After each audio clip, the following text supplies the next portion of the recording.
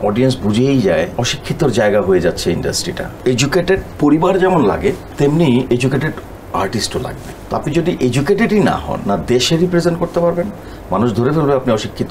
আপনি বিশ্ববিদ্যালয়ে দাঁড় করে পৌঁছাতে পারলেন না, কোনো একটা ক্যারেক্টার করে আপনি পরিচিত ফেস হয়ে গেছেন, এটা খুব বেশি দূর পর্যন্ত আপনি যেতে পারবেন না। আসলে শিক্ষিতর এক্সট্রিমে নারা কিন্তু আনিসুর রহমান মিলন, চঞ্চল চৌধুরী, মোশাররফ করিম, আমি সরি আরগুলো জানি না, করবে না, কোনোদিন করবে না আমার কাছে। আমি এখনো পড়ছি।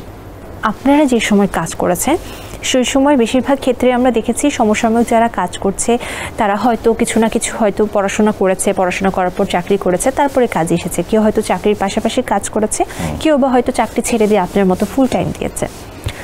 বাট পরবর্তীতে মধ্যবর্তী একটা সময় আমরা লক্ষ্য করলাম যে পড়াশোনাটা আসলে সাইডে রেখে অভিনয়ের প্রতি বেশি ফোকাসড হয়ে যাচ্ছিল মানুষে, এবং তখন দেখা যাচ্ছিল যে উচ্চশিক্ষিত আর্টিস্ট আমরা হারাতে বসেছিলাম। উচ্চশিক্ষিত আর্টিস্ট হওয়া ইন্ডাস্ট্রির জন্য কতটুকু গুরুত্বপূর্ণ? অনেক ইম্পর্টেন্ট পার্ট। Thank you. শিক্ষিত এডুকেটেড পরিবার যেমন লাগে তেমনি এডুকেটেড আর্টিস্টও লাগবে। পরিবারই তো আর্টিস্ট, এটা তো একটা ফ্যামিলি। তো আপনি যদি এডুকেটেডই না হন, আপনি রিপ্রেজেন্ট করবেন কোথায় গিয়ে?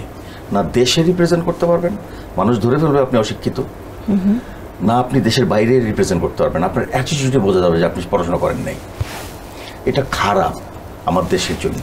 আপনি একটা আদল দিয়ে, একটা পোশাক আশাকের আদল দিয়ে আপনি প্রুফ করতে পারবেন না যে আপনি মানে জ্ঞান বলতে, শিক্ষিত বলতে যে শুধুমাত্র আপনাকে একেবারে পিএইচডি করে আসতে হবে, মাস্টার্স ডিগ্রি করে আসতে হবে, নট দ্যাট। বাট আপনি কলেজ দাঁড় গোড়াই পৌঁছাইলেন না, আপনি বিশ্ববিদ্যালয়ে দাঁড় করে পৌঁছাতে পারলেন না, আপনি এখানে কোনো একটা ক্যারেক্টার করে আপনি পরিচিত ফেস হয়ে গেছেন, এটা খুব বেশি দূর পর্যন্ত আপনি যেতে পারবেন না। আসলে এটার একটা শেষ আছে। কোনো অভিনয় শিল্পী বাংলাদেশের প্রথম থেকে যদি আপনি দেখেন, কোনো অভিনয় শিল্পী নাই যে তার একদম নিম্মেষে গ্র্যাজুয়েশন না করা।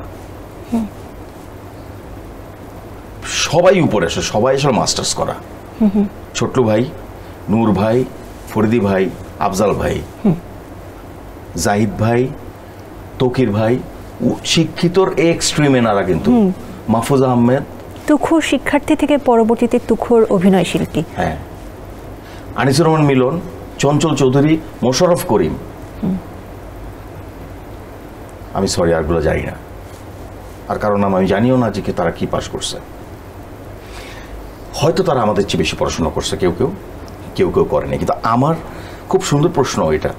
আমার সাজেশন, ইন্ডাস্ট্রিতে সারা জীবন আমি সারা জীবন দিব না ইন্ডাস্ট্রিকে, একটা সময় পর্যন্ত দেব। সো যারাই আসতেছে না কেন, তারা যদি প্রপার এডুকেটেড না হয়, তাহলে এক সময় অডিয়েন্স বুঝেই যায় যে অশিক্ষিতর জায়গা হয়ে যাচ্ছে ইন্ডাস্ট্রিটা, রেসপেক্ট হারায় ফেলবে।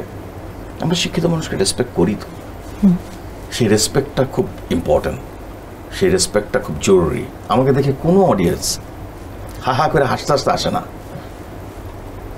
কমেডি করতে আসে না আমার কাছে, করবে না, কোনোদিন করবে না আমার কাছে। তাদের ভেতর, সে যদি পড়াশোনা করা না থাকে সেই অডিয়েন্সের দর্শকটা, তাও তার ভেতর কাজ করে।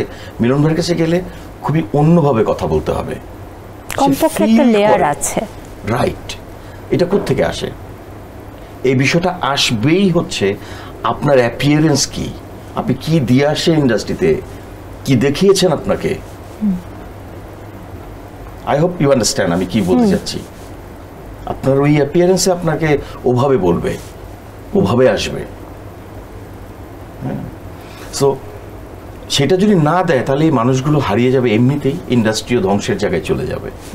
সো আমার কাছে মনে হয় যে প্রায়োরিটি পড়াশোনায় দেওয়া উচিত, খুব খুব দরকার। আমি আজও পড়ছি, আমি এখনো পড়ছি।